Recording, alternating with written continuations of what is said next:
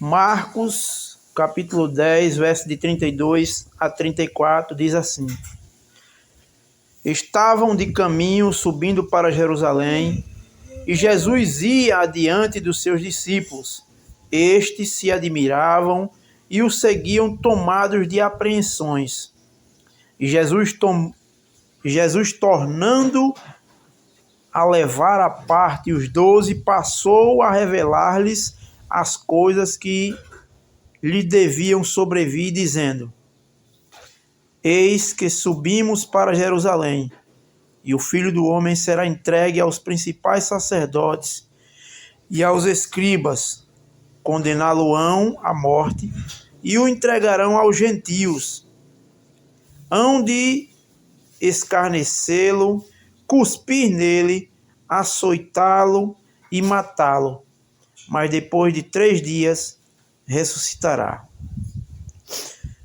Então esse é o episódio em que o próprio Senhor Jesus descreve o que há de acontecer com ele mesmo.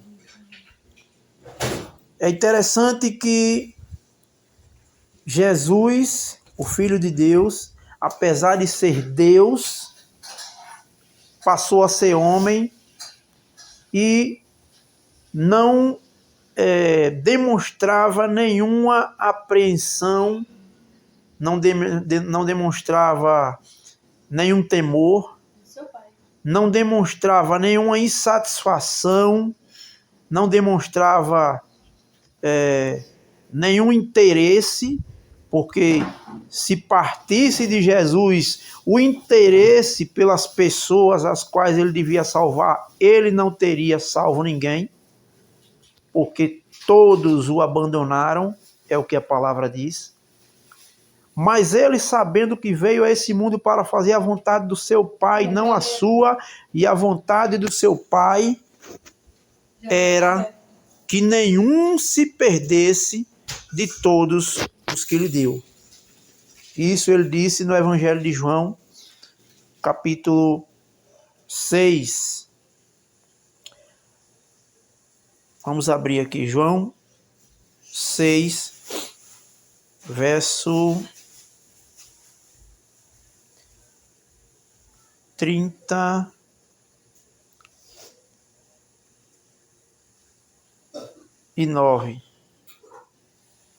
João 6,39 ele diz: E a vontade de quem me enviou é esta, que nenhum eu perca de todos os que me deu. Pelo contrário, eu o ressuscitarei no último dia. Então, Jesus sabia muito bem qual era a vontade do seu Pai. E nesta vontade estava incluído tudo isso que ele vai descrever aqui. Ele diz aos seus discípulos, eis, verso 33, eis que subimos para Jerusalém, e o Filho do Homem será entregue aos principais sacerdotes. Veja, Jesus descreve aqui a sua própria entrega aos sacerdotes. Ele poderia muito bem, se dependesse dele, ele poderia muito bem pregar o evangelho da salvação para todo aquele que crê, e as pessoas crescem nele e fossem salvas. Mas, porém, a sua obra não estaria concluída, porque era necessário com que ele fosse entregue. Já havia sido pré-anunciado a morte de Cristo para salvar pecadores. E não apenas um mensageiro que pregasse salvação. Se Jesus apenas pregasse salvação, a sua obra não estaria completa. Porque o que é que diz João 3, verso 16? Porque Deus amou o mundo de tal maneira que deu o seu Filho unigênito, para que todo aquele que nele crê não pereça, mas tenha a vida eterna. Então Deus deu o seu Filho para que o mundo pudesse ser salvo por ele. Dar aqui não significa enviar. Dar aqui o sentido de dar o seu filho é entregá-lo à morte, é fazê-lo sacrifício por nós. Ele foi o nosso sacrifício, o único sacrifício perfeito e aceito por Deus, de maneira que todo e qualquer pecador, por meio desse sacrifício, pode se achegar a Deus, sem nenhum receio. Acheguemo-nos, pois, a Deus com ousadia pelo sangue do seu Filho, é o que o autor aos Hebreus vai ensinar. Por Cristo, por meio de Cristo, nós temos acesso, por Cristo nós temos liberdade, por Cristo nós temos confiança, por Cristo nós fomos justificados, santificados. Por meio de Cristo nós chegaremos ao Pai. Ninguém vai ao Pai a não ser por mim. Mas era necessário que ele passasse por tudo isso, como ele descreve aqui. Ele será entregue aos principais sacerdotes, aqueles que se diziam os mestres, os doutores da lei, aqueles que diziam ter os oráculos de Deus, mas ao menos compreendiam a dispensação a qual Jesus agora estava anunciando para eles, a dispensação da graça. Então, ele diz, será entregue aos principais sacerdotes e aos escribas, condená-lo-ão à morte e o entregarão aos gentios, a nós. Pode até soar estranho isso que eu vou dizer, mas louvado seja Deus pela morte do seu Filho. É interessante que na ceia, quando Jesus celebra a ceia, ele diz, fazei isso todas as vezes que o comerdes em memória de mim. Porque todas as vezes que comerdes o pão e beberdes o vinho, anunciais a morte do Senhor, até que ele venha. Então Jesus faz questão de morrer por nosso lugar, de se entregar por nós, mostrar toda essa condição aqui para que nós pudéssemos ser salvos por ele, e ainda na ceia dizer, lembrem-se da minha morte. Baixíssimo. Vocês anunciem a minha morte até que eu venha. Todas as vezes que vocês comerdes o pão e beberdes o cálice, anunciais a morte do Senhor até que ele venha. O mundo não compreende isso. Para o mundo, o vinho e o pão é apenas uma celebração simples, comum. E muitas religiões até copiam isso como se fosse uma celebração comum ou até um banquete. Porém, o vinho e o pão é o anúncio da morte do Senhor. Anunciais a morte do Senhor até que ele venha.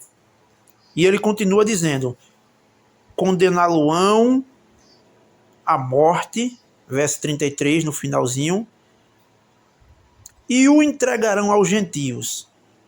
O que é que vai acontecer? Verso 34. Hão de escarnecê-lo. Veja até que ponto o Senhor teve que passar por nós. Hão de escarnecê-lo, cuspir nele, açoitá-lo e matá-lo. Mas depois de 3 dias ressuscitará. Eu até compreendo a reação dos discípulos quando, em alguma ocasião, Pedro, quando Jesus anunciou isso, Pedro disse, não, Senhor, tem compaixão de ti, de modo nenhum te acontecerá isso. Sem compreender que Jesus devia passar por isso. Era a vontade do Pai. Ele diz, eu não vim para fazer a minha própria vontade, mas a vontade daquele que me enviou. Pedro não compreendendo isso, e qualquer um de nós, estando no lugar de Pedro, também não compreenderia, iríamos querer livrá-lo, o Senhor, certamente, dessa situação. Contudo, o Senhor diz: arreda-te, Satanás, porque você não compreende as coisas de Deus, mas somente a dos homens. Quando Jesus fala algo, o que nós podemos fazer é crer, é aceitar e dizer: seja feita a vossa vontade. E não querer menosprezar ou até diminuir o peso daquilo que Jesus quis passar.